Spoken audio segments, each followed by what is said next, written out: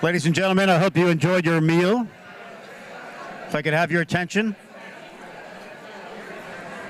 Good food. Delicious. Ladies and gentlemen, if I could have your attention, we're going to continue our program. I knew someone was going to clink a glass. Let's welcome back Chris LaBianco now to the podium. He's going to share a video with us. Chris? All right, thank you, I got my glasses. I have to use my glasses. All right, hope everybody's having a good time, enjoying dinner, and a little camaraderie among your table mates. You know, we said earlier that this is like a family reunion, and it's great to be able to walk table to table and see faces and hug it out. So I hope everybody had the opportunity to do that as well. Before I bring Sister Trina up to the microphone for a very special portion of tonight's event, I need to share a short video with you. We don't usually do videos, so this is sort of a new thing for us. But as some of you may know, the Missionary Sisters operate a girls' high school in New Orleans. We actually have some proud alumni in the audience. There they are. Wave, wave to the alumni. We have New Orleans in the house. We also have Sister Catherine in the house, who is a past principal of the school. So shout out to Sister Catherine and to Catholic education in general. The school opened in 1959 on a historic property housed in a building originally opened by Mother Cabrini herself as an orphanage in 1905. This year, to kick off the school year, the Cabrini Mission Foundation was proud to donate a $115,000 state-of-the-art science table to the school, and that's obviously thanks to the generosity of the folks in the room. So here's a little video to introduce our high school to you. At Cabrini High School in New Orleans, tradition and sisterhood shape every student's journey. Guided by the vision of St. Francis Xavier Cabrini, we believe in the promise within each young person. With funding from the Cabrini Mission Foundation, we're helping that promise grow with the Anatomage Table. Hi, my name is Casey Denny's. I am the head of students at Cabrini High School, and I wanted to talk to you today a little bit about our new Anatomage table. This table is going to allow our students to study anatomy and structures and systems in a way that we can't even comprehend when we talk about how they normally study in a textbook. It is going to bring all of these systems to life to where they're able to actually see and click and learn as they are studying these systems. There's also a science portion that allows them to have access to over 100 different labs of things that they would never be able to experience in a high school or college lab, such as how to harvest oil, how to make a fuel rocket on a spaceship that's going to go to Mars work. And so these are things that our students now have access to. As a parent of a daughter here at Cabrini, I'm absolutely blown away that my daughter gets to use the same equipment that you actually see in medical schools. This just shows and reinforces what incredible education here at Cabrini. Tonight, where your generosity makes all the difference. You are helping the foundation fund the new science table, giving our teachers the tools they need, and opening new STEM opportunities for our students. Because of you, our young women can dream bigger, reach higher, and see a future that reflects the vision of St. Francis Xavier Cabrini. This is your impact, and it will be felt for generations to come.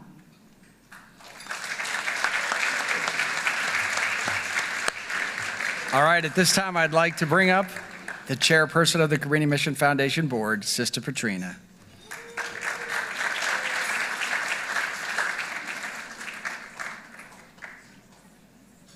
I don't know if you want to see me.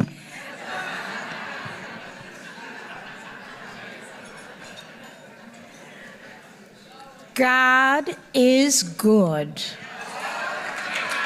Amen. I don't think they hear us in the hall. God is good. Amen. And let's show God that we are good all the time. It's wonderful to be here tonight. I want to say something. I know, Christopher, I'm off script. The photographer said to me, I feel like this is one family. I think he's right. We are. We gather yearly, and it feels like family. So for more than 25 years, we've carried Mother Cabrini's legacy forward through this mission foundation. And some people on the board, I'm not going to say how old they are, but they've been on the board since the very beginning. They've been very generous, and so have all of you. Tonight, I'm asking all of you to help us fund this table. Mother Cabrini always said, you know, money is good, we know that, but if you just spend it on yourself and things, and you don't put it in the treasury for heaven, and help give it to other people, what good is that? What do you think about that one? God is good, and all the time, and so are you. So show me. As you all know, especially you people who are in the medical field, there's a shortage of nurses. There's a shortage of people who are going into the medical field. So we feel that if we bought this table with the hope that we're going to raise by December $115,000 to fund this table, for the simple reason that our young women need to be ahead of the curve, and our young women need to give back to society through nursing, through medicine, through engineering, good that they learn at Cabrini High in New Orleans, as we have some people here who are graduates of Cabrini High. Okay, so if I do this right, Christopher, come up and help me, because I may not do this right. Turn the screen on. So now, I think this is what I'm supposed to do, but what I'm really supposed to do is to prick your conscience, and your credit card, and your cash, and your crypto. We're taking crypto tonight. We're taking anything you want to offer, because we are in need, not for ourselves, but for the future of America. Mother Cabrini used to say, we ought to educate good Christians and good citizens, what this United States of America needs. I'm not going to get political. But anyway, now Christopher, now how do I do it? All right, so we've got some new technology tonight where if you make a gift online through your phone, text to donate, your name will pop up on the screen. So if on your phones you text 44321 CMF as the message, you'll get a prompt on how you can donate, and you can get on the board. So already we got a $25,000 unanimous gift. Put it up there. We got another $5,000 today from our Superior General and her council. Put it up there. I don't see it up there. Okay. So now what do I want? What do I want?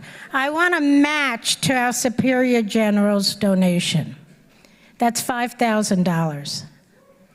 Is there someone in this room that's going to see their name in lights and store their treasures in heaven? $5,000. I see someone reaching into his purse. You being quiet? You're going to text? Oh, he's doing it.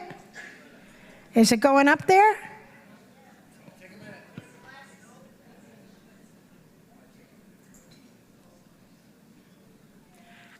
You know something, Bill?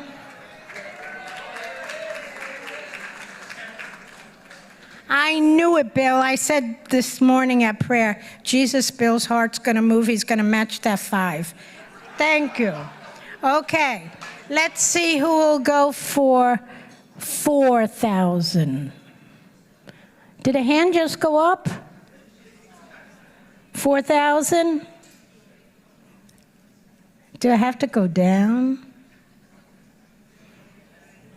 I guess I have to go down to 3.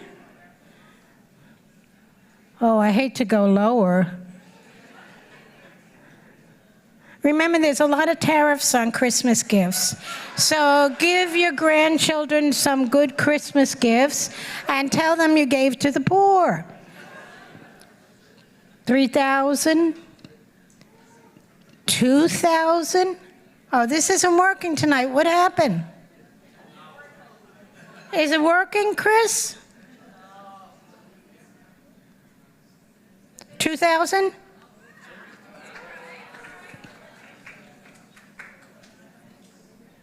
Okay. All right, I'll go to 1,000. Sadly. 1,000, anyone? Who works for corporate offices? Aren't your offices going to give us something? Match what you gave? No? What?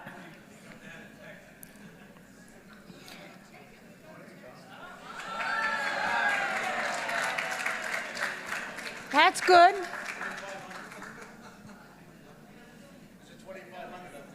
That's good. That's fantastic. Okay, so now I'm going to go from 1,000 to 500. Come on, now we can get a few 500s. The tariffs are high, I said. The gifts are going to be more money.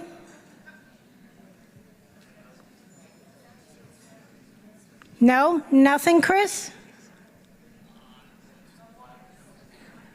Sister Diane, are you texting? Oh, good. That's good. Anyone else texting? If you're having a hard time, don't worry. Just shout it. I'll take anything. Who said 1,000? Stand up. Ah, Selvin, yes. Okay. If you're having a hard time doing that, just shout it out. Who else? Going up? What are we up to? 34,264. Oh, that's a sad number. We have to get at least to 40. Come on, please, God. Mother Cabrini shake their heads. Okay. 500? 500? 400? Who said 400? Mike, good on you. Okay, 400. Put that up. Mike Tomasco. Anyone else? 300. Now, I know some people who get $300 a month from Social Security. Please, God. At least 300 or their budgets. I'm not saying who gets that, but the sisters know. 300. 300. 200.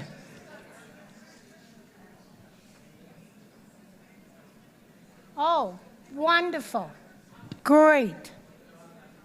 Come on, let's get to 40, please.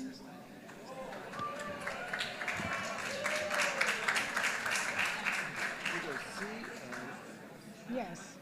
Now look what happens. It's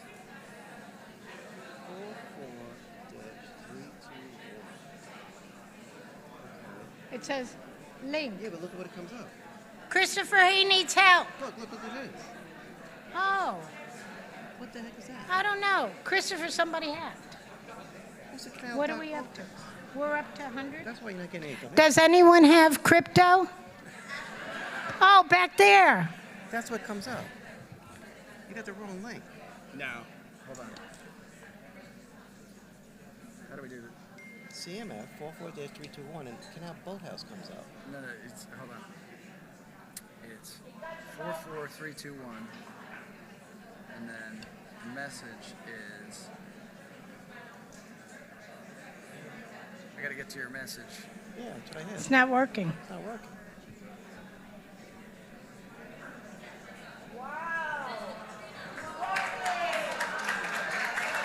$6,000 anonymous. You should be able to just Wow, thank you. type CMF into your message and send it. You'll get the Listen, don't worry if you can't figure it out. Just keep going. What? Bill did 5? Good on you, Bill. I told you I was thinking of you this morning and said Bill was going to do 5. Okay. Oh, we only I want to get to 45. Please help. Okay, so now I'm at 100. $100? What's back there? Crypto? Crypto, and what's that? Christopher, what's crypto? Christopher? Christopher, what's crypto?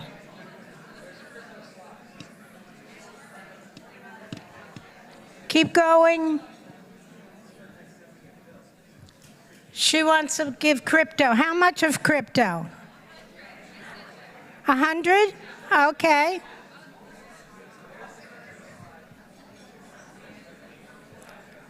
All right, now that I'm at 100.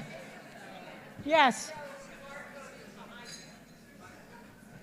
The barcode for crypto. This is so complicated tonight. I'm getting so confused. Just give the money. Don't worry about it. Raise your hand and give the money. That's it.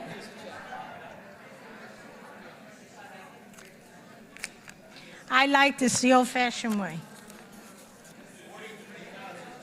$100. Oh, this is from the sisters, Isalia Ramawalda. Okay, sisters, come on. $50. Give $50. Let me see. Pat Dunleavy, $50. Who else $50? I can't see. These lights are too strong. 50, 50, 50. Okay. Let's try $25. Pat said another $50. Caitlin? Another 50? How about 20? Oh, come on, let's get the 45.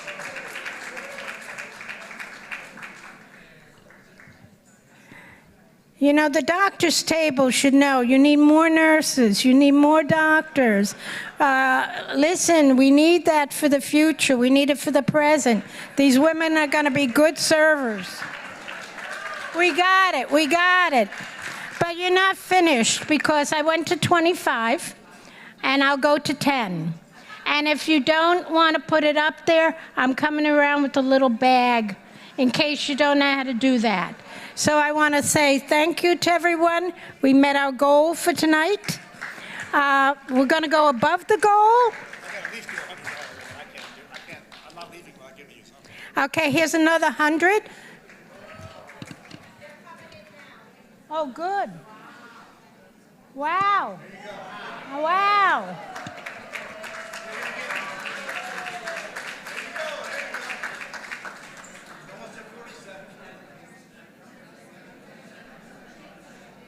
Oh, good.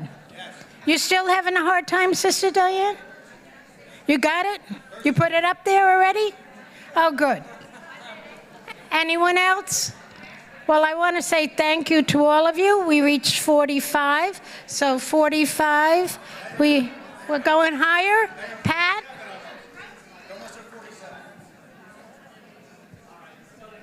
Another 1,000. Pat?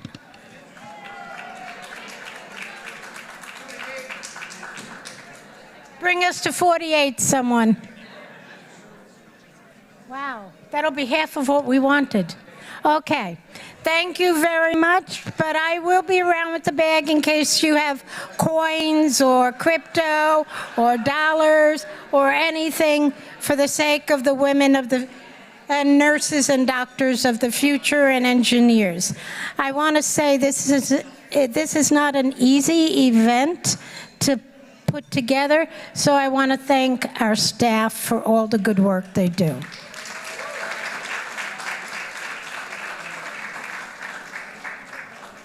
And of course, I want to thank every one of you for all your good work and for all your generosity. One of the sisters taught me to say, God bless the giver and increase their store and encourage them to give us more.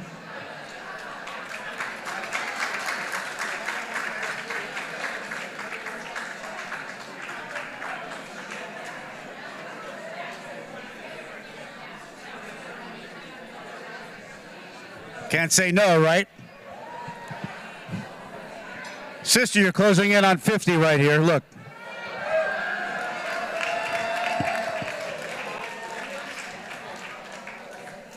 We want to invite Sister Bernadette now for our next award presentation. If we can welcome her to the podium, please.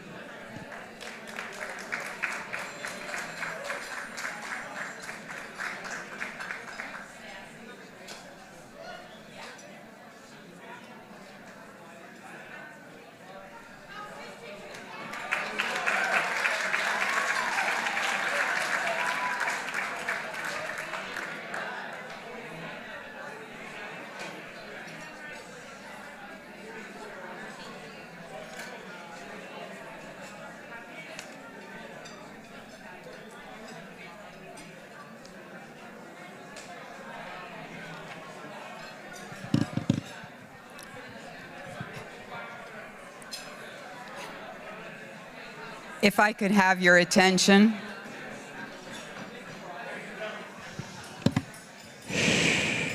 We'd like to continue with the awards and the honorees. And tonight, I think the credentials that got me here is that I'm a Brooklynite. And it takes a Brooklynite to introduce the next family. I have the privilege of sharing the story of Felix and Francesca Avatabile, people that I have known personally because we all came from the same neighborhood in Brooklyn. It is in every sense a true Italian-American immigrant love story, one that bridges Brooklyn with Italy. The bridge that stretches and connects those two places created quite a story. Felix was a young American soldier, drafted at the end of World War II and sent overseas to Germany. During a short leave, he made his way to Italy to visit a grandmother he had never met before. It was there that he was introduced to a young woman named Francesca. That meeting would change the course of both their lives. When Felix returned to the United States in 1947, Francesca joined him. The two were married and began their life together in Brooklyn, in the heart of a vibrant Italian immigrant neighborhood, the same neighborhood where Mother Cabrini brought the sisters and served. Their story reads like a scene from an old Hollywood film. Life was not easy. Neither Felix nor Francesca had a college education, and they worked hard to provide for their growing family. They both spent time in the garment industry. Felix also drove a cab. He later found steady work as a clerk at the Brooklyn Container Port. In 1965, after years of sacrifice, they were able to purchase their dream home in Brooklyn. Francesca dedicated herself to raising their 4 children, grounding them in their Catholic faith, and fostering a deep connection with the missionary sisters of the Sacred Heart of Jesus and the Jesuits. Her quiet strength and devotion, alongside Felix's work ethic, shaped a home where faith, family, and hospitality came first. All 4 of their children went on to earn college degrees, a remarkable testament to Felix and Francesca's sacrifice. And one daughter, our own Sister Antonina, felt the call to religious life and became a missionary sister, carrying forward her parents' legacy of service and faith. Their home was always open, their table always full. Friends, neighbors, and strangers alike were welcomed with warmth, good food, and genuine hospitality. Felix and Francesca believed in community, and they lived it. Through their work in the Kiwanis Club, through countless acts of generosity, and through the example they set for their family. Felix returned home to God in 2018, and Francesca followed in 2020. They were married for more than 70 years, blessed with 2 grandchildren and a lifetime of memories rooted in love and service. Even to today, their legacy continues. In 2024, when the family's beloved Brooklyn home was sold, a generous gift was made to the Cabrini Mission Foundation. That donation now supports the work that was close to their hearts, helping immigrants, funding scholarships, and sustaining the Mother Cabrini shrines. Felix and Francesca's story is one of love, faith, and generosity that makes a lasting impact through their family, their community, and through the mission of Mother Cabrini. So please help me to welcome the members of the Avitabili family who will come and take this award for their mom and dad.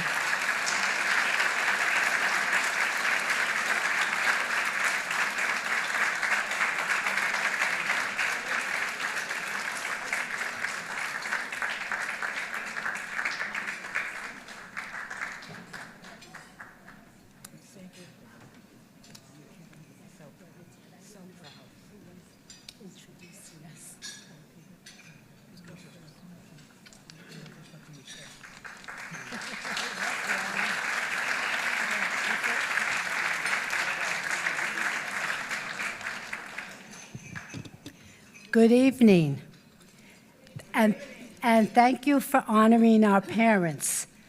But before we speak about them, my dad taught us respect, and our parents would want us to congratulate both Cardinal Dolan and Mr. Iannelli for their accomplishments, for their leadership, which earned them similar honors. Our parents would have been shocked to realize they were being honored along with these great men. Now, as was said, our family is an immigrant family. From what we know through Ellis Island research, the Avatabilis, my father's side of the family, began arriving in New York in 1895 from Naples, and in the late 1890s through 1910 or so. The Cuomo side of the family in the 1900s. One of our great aunts in 1910, and our grandmother at 16 years old in 1913. Our mother came from Italy in 1947 to marry Dad. And as Sister Bernadette mentioned, they met after World War II when Dad was able to visit his Cuomo grandmother in Ischia. Growing up, we heard of his visit and other relatives visiting Ischia while they were in the service. Our parents, Felix and Francesca, or Nonna and Papap, which became their preferred names when their grandchildren were born, lived the Italian-American dream. Dad, born in Brooklyn to immigrant parents, and Mom, born and raised in Ischia, an island off Naples, became an immigrant when she traveled to New York to marry Dad. Family was important to both Mom and Dad, and I'll go off script. At the time that the 4 of us were born, we were named after our grandparents.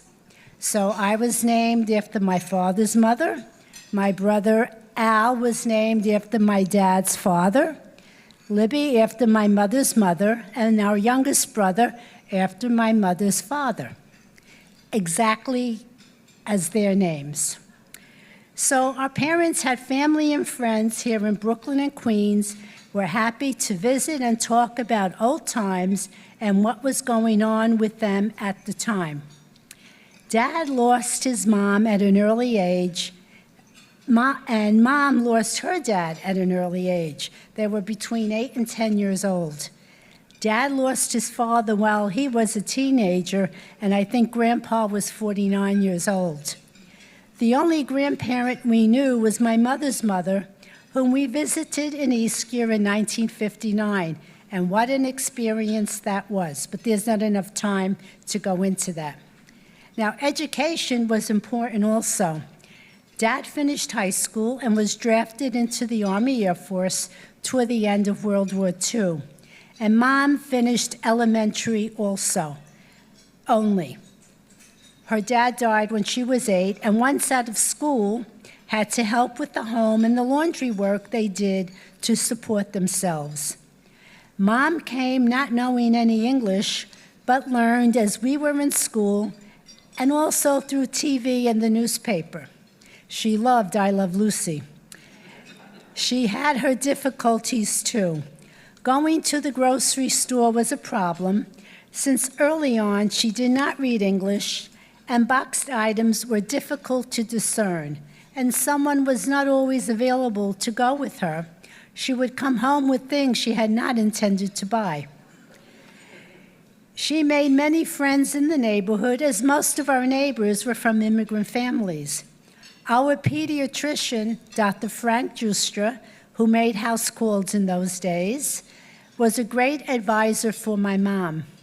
I remember him sitting with her in our dining room, enjoying a cup of coffee and talking about school and how important education was, and the children getting into good high schools and college were important for our future success and ability to support ourselves.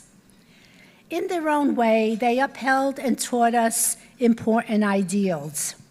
Our Catholic faith was important to them, and they taught us to pray and took us to Mass, and we all received our sacraments. Now, I don't think anybody, besides maybe my brother and sister, know this story. I made 2 first confessions on the same day.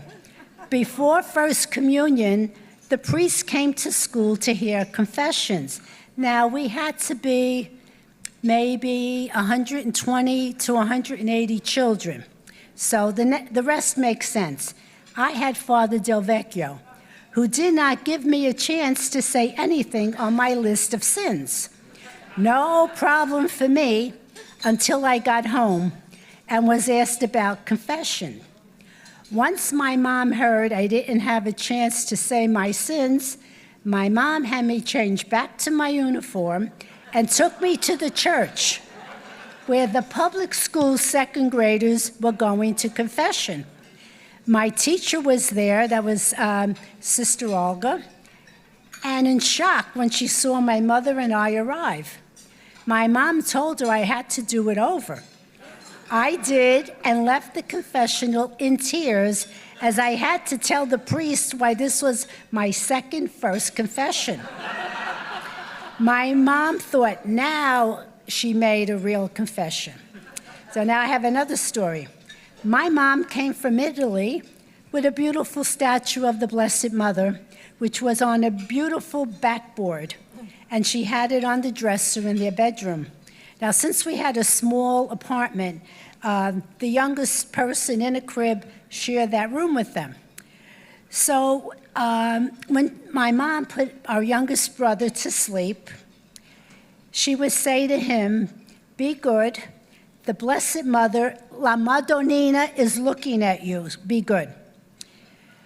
So one day, we came home from school, and our mom told us that while she was dusting the bedroom furniture and the decor, the phone rang, and she was on the phone for a while.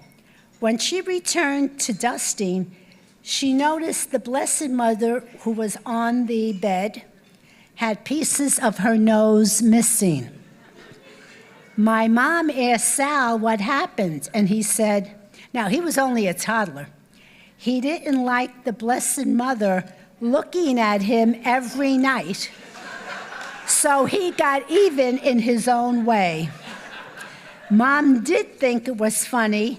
Thank God it was Sal and not any of us. And I think that's all I'm going to say. And my siblings will continue.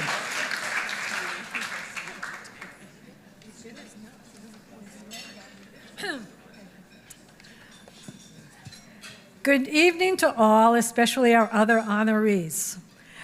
My true name is Libera, after our grandmother, the only one we got to meet, but I'm also known as Libby. And I'm not the youngest of the Avatabli clan. As my sister mentioned, we had a younger brother, Sal, who died in 1984 when he was 25 years old. But our parents are now reunited with him. We have talked about the immigrant experience and our parents' humble beginnings. We were not well off, but we did not lack for shelter and definitely not for food. My parents worked hard and my father was able to get a job in the docks, a job which was unionized, and that probably made a big difference for all of us. I do remember when we moved from our South Brooklyn apartment to our home in Windsor Terrace, my father was collecting coins out of my younger brother's piggy bank to help pay for the down payment. I remember wearing hand-me-down clothes in school, and thankfully we had uniforms too. But my parents were savers and not ostentatious people and did well for themselves. As was mentioned, family was important to my parents. I and my husband, Tom Hinchin, have had the good fortune to have 2 children, my parents' only grandchildren, who became the light of my parents' eyes. My children could not be here tonight, but they would have enjoyed the stories about their Nonna and Pop-Up. As I mentioned, I go by my nickname of Libby. All of us had nicknames in our family. Sorry. And my parents also had nicknames for my children. Naomi, my daughter, was Missy, as it seems that Naomi could be a little hard for my mother to say. Another nickname she acquired was Professora, teacher in Italian. At a very young age of 2, Naomi tried to cure my father, Pop-Up, of his Brooklyn accent, as he mispronounced certain words. And they actually got more mispronounced as she tried to get him to say them the correct way. She realized that this was beyond her ability and told him that maybe a book could help him. John Thomas, or JT, another nickname, is our son. He initially was called Chuchi. That was a big name in our family. When he was younger, then he became known as the engineer. He had a great ability to put together Lego blocks. Also, when he was around 8 years old, my parents unplugged their toaster oven. We were called and asked to send the engineer down to their house to reset the digital settings on their toaster oven because he knew how to do it without even looking at the directions. The house had a lot of frontage, and my father was constantly sweeping.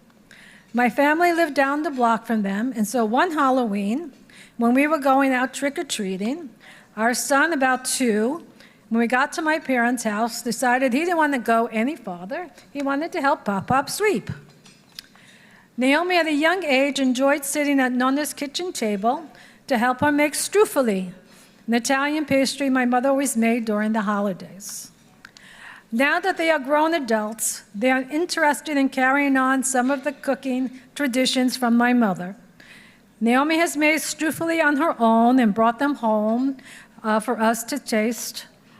My son in college made carne a pizzaiola, which some of you might know is meat in Italian, and tomato sauce, just like his nonna, and he kept a piece for me to taste to prove it. The best was one day when the 2 of them were having a discussion about how to make tomato sauce. My mother would have been proud. My parents were very proud of their grandchildren. They allowed themselves to be interviewed by them, helped to pick them up at school. My mother made their favorite foods and babysat numerous times for them. They're generous with their time and gifts toward my children and us. And Tom and I are very grateful for all that they did for us and my children. Thank you.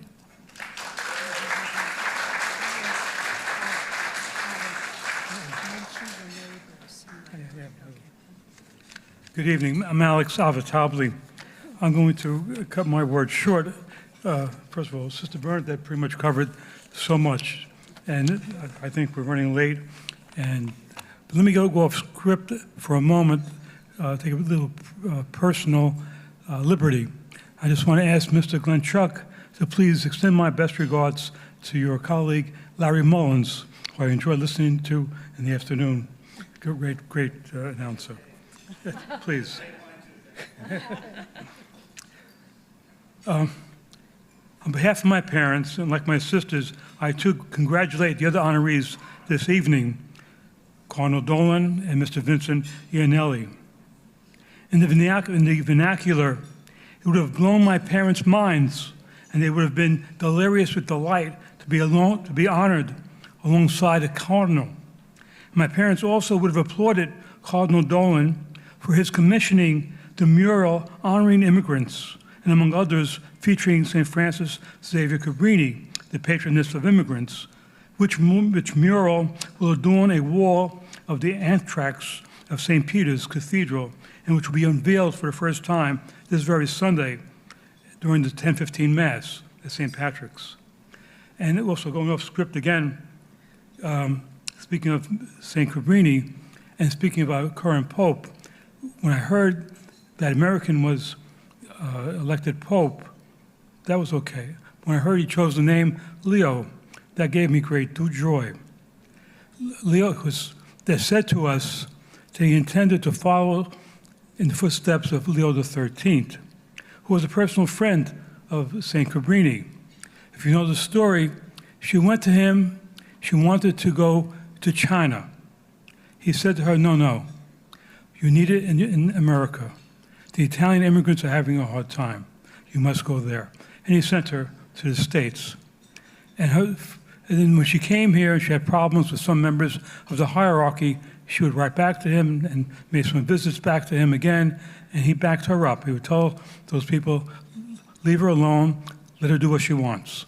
So he was a great supporter of her, besides that fabulous encyclical in Rerum Novarum was pro-labor, about the rights of workers to unionize, their rights to be paid a fair wage, etc. So personally, that meant a lot to me. Regarding Mr. Iannelli, her parents would have been proud to be honored alongside a man who learned the ropes from the bottom as a laborer and then worked his way up to the top of his family's construction company. They would have really respected that he did that. Now I'm going to cut out a lot of what I had intended to say. Sister and my other sisters have covered that. Okay. I can only smile to contemplate this scene that would have unfolded on this here stage tonight if my parents were here alive and appearing before you. They were simple folks who never were asked to address an audience from a podium like this in such a posh venue like Metropolitan Club. Look at this place. It's uncertain if a mother would have agreed to say anything. Perhaps we could have convinced her to say a few words, even if in Italian, which we'd translate. If we succeeded to twist her arm, she surely would thank Cabrini Mission Foundation and all of her Cabrini friends, and she knew all of the sisters, for this great honor, and talk some about how much she loved the Cabrinis. She might also say, I'll say it in English for you, I do not understand why I'm being honored for doing what I'm supposed to do. Now, my father would have been something totally different. He did have some public speaking experience, especially during his term as president of a Kiwanis club after he retired. He loved organizing and running the fundraisers the club sponsored, which included the financial support of families with disabled children. My father likely would also talk about one of his favorite topics, which my sister alluded to, the importance of respect, a theme he repeatedly espoused. He said respect fostered respect in return, as well as mutual trust, and helped to build lasting relationships. My dad also may have shared some gambling advice and tips with us. He played the horses at the track, but mostly at OTB, and he greatly enjoyed organizing Kiwanis Club trips to casinos, which also served as fundraisers for Kiwanis-sponsored causes. He said to me, "I gambled to win, not to lose," and every indication was he somehow did manage to win more than he lost. Now, I'd like to speak a little bit. My parents both suffered, as my sister alluded to, sorrow during their lives, and particularly when our youngest brother died when he was 25. And to their faith and the support of friends and family, they were able to carry on. And we appreciate tonight the friends and family who have come to join us. And I wanted to point out Dorothy Frost, who lived next to my parents since before 1980. Mr. Lee and his family from 1980, our neighbor. My cousin Alex also is joining us tonight. My parents' generations have all passed, and many of our cousins have moved out of the city. But I appreciate my cousin Alex coming. And speaking of Alex, our great-grandfather's name was Alessio. And he had 5 sons. One was also Alessio, who was our grandfather. One of these sons died as a young man, so the 4 were married, had children, and each of those 4 had a son named Alex or Alessio. My grandfather had 3 sons, and each of them had a son named Alex. My cousin Alex, me, and a third cousin who's still alive. So we now have 3 living Alex Avatables. I have a picture from a wedding in 1977 where there were 6 Alex Avatables present. The 7th was down in Florida, did not come to the wedding. Well, my parents and also I want to, Tony McCormick, who works at the Jesuit Mission Bureau. My mother used to go there every Wednesday for a sewing group. She would bring food, and the other mothers would bring food, and they would feed all the staff, like Tony and all the Jesuits who were on staff there, plus anybody who was walking by. And my father would go and pick my mother up occasionally, and he would talk to Tony about, he would share gambling tips with her. So thank you, Tony, for coming. She's the only person left over there. Thank you.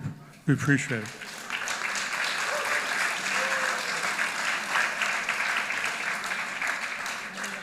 While my parents' accomplishments were not as noteworthy as Cardinal Dolan's or Mr. Iannelli's, they were reminiscent of the little way of St. Teresa, the little flower. As another saint named Teresa said, and I refer to St. Teresa of Calcutta, not all of us can do great things, but we can do small things with great love. This describes well the essence of my parents. And so on behalf of my parents and also on my sisters and my behalf, thanks to Cabrini Mission Foundation and the Cabrinis for honoring our parents. And again, congratulations to Cardinal Dolan and Mr. Iannelli, whose being similarly honored made my parents' honor that much more special. And thanks to everybody in attendance here tonight for your presence at this gala and for your support of the great work of Cabrini Mission Foundation. Thank you very much.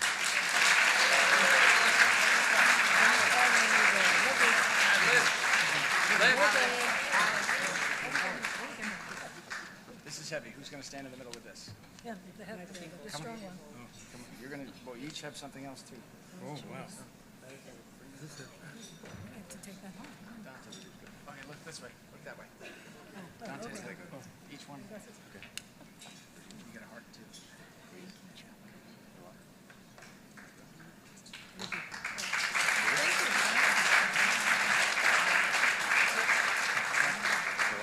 Thanks for those words, too.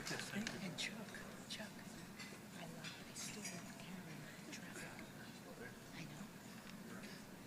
Congratulations again. Thank you. Thank you. Thank you. Congratulations to you and your family. I'd ask Sister Arlene now to come to the podium, please, for our next award presentation.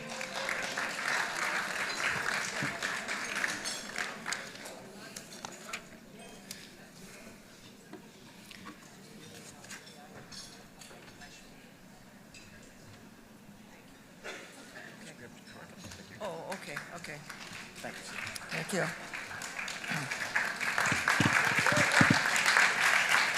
Oh, Vincent.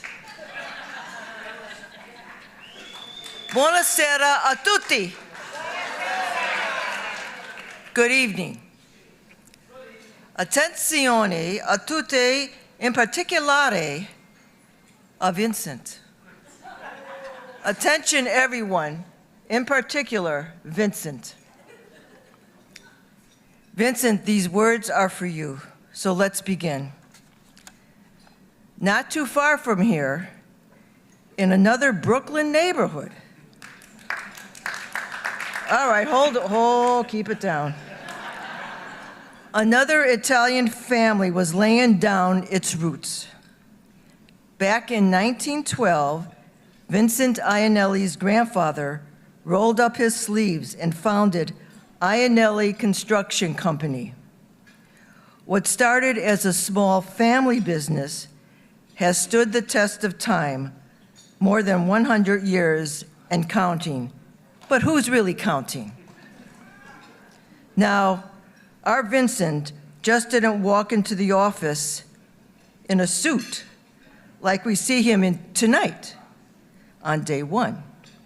No, he started working at the company at the age of 15, side by side with his father Jim and his uncle Al. Over the years, together with his brother Tom, who is here tonight as well, he has carried that legacy forward, helping turn Iannelli Construction into one of New York's top public work contractors. If you don't know the Iannelli Construction, I would advise you to look it up on the internet. Very impressive. And yet, despite all the growth, Vincent and Tom have never forgot their roots. They still run the company the way it began, as a family business built on values like loyalty, grit, and integrity. I think in Italian, it is called grinta, courage, determination. How's my Italian so far? Okay? All right. Hey, bella. So we know the hard work is part of Vincent's story, but it doesn't tell the whole story. He's also a devoted father to 3 children and a proud grandfather to 9. Family has always been his foundation. For the past 14 years, he has been a dedicated trustee of the Cabrini Mission Foundation. Oh, I guess that's us. Vincent remembers the early days when a gala at the Metropolitan Club, let's just say, it wasn't in our imagination. Vincent's generosity and leadership extend well beyond Cabrini. He has served on the boards of Holy Angels Academy, the Cathedral Club of Brooklyn, and his alma mater, I hope I get this right, Xavier? No? Xaverian. I knew I was going to get it wrong. Xaverian High School. He also chaired the Associate General Contractors of New York State and still serves on its boards of governors. And if you know Vincent, you know he's a proud St. John's man, class of 1973. He's been cheering on and supporting St. John for more than 50 years. So tonight, we honor not just a builder of buildings, but a builder of community, a man whose legacy is measured not only in the structures his company has raised, but in the lives he has touched. Vincenzo, ha fatto un ottimo lavoro. Vincent, you did a great job. So, ladies and gentlemen, please join me in celebrating Vincent Iannelli. Now, remember this. Vincenzo, vieni avanti per favore. Come forward.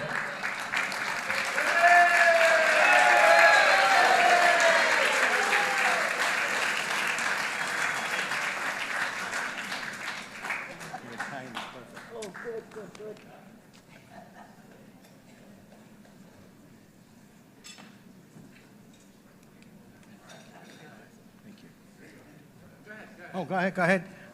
I'm not going to keep you all long because I know everybody wants to go to the next step for tonight. I would like to thank the other honorees, the Evitabili family and Cardinal Dolan. I didn't want to thank them. I wanted to congratulate them. Sorry about that. I wanted to thank them too for being here. Alex, your whole family gave a great, your family, you know, we're from Naples too, so we're probably related somewhere along the line. But I'd like to thank Sister Petrina and the Cabrini Mission Foundation for this honor because I don't know why I got it, but thank you very much. You know, when Sister Petrina calls and asks you something, you can't say no. I'm sure everybody knows that. And she called, actually, I was supposed to be the honoree last year, and something happened and it got in the way. When I got the phone call, see, Chris is kind of sneaky. He calls up and says, hey, I want to talk to you about something. And then who chimes in says, Sister Petrina. I says, oh boy, here we go. But thank you, sister. Thank you, Cabrini Mission Foundation. Thank you, everybody, for coming here tonight, as Alex said, because this means so much to the foundation. And, you know, if we had a little more time, we probably could have raised that other $50,000. But maybe the next time. Christmas? Okay. Everybody come to the Christmas party. Thank you.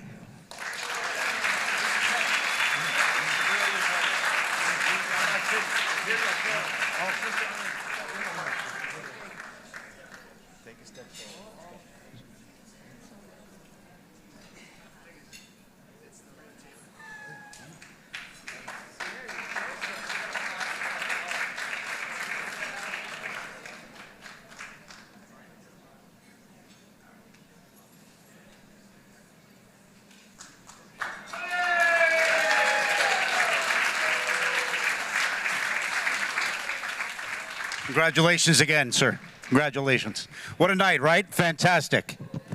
Congratulations again to all our honorees. Our program is concluding now. I want to thank the sisters again and all of you who joined us tonight. And of course, congratulations to the foundation. Again, one more round of applause for them and the staff for their work. I'm being reminded by Chris, outside here, the ballroom stays open till 10. Join us for an after-dinner cocktail. Get home safe and honored to be with you again. Thank you so much. Applause for you, please.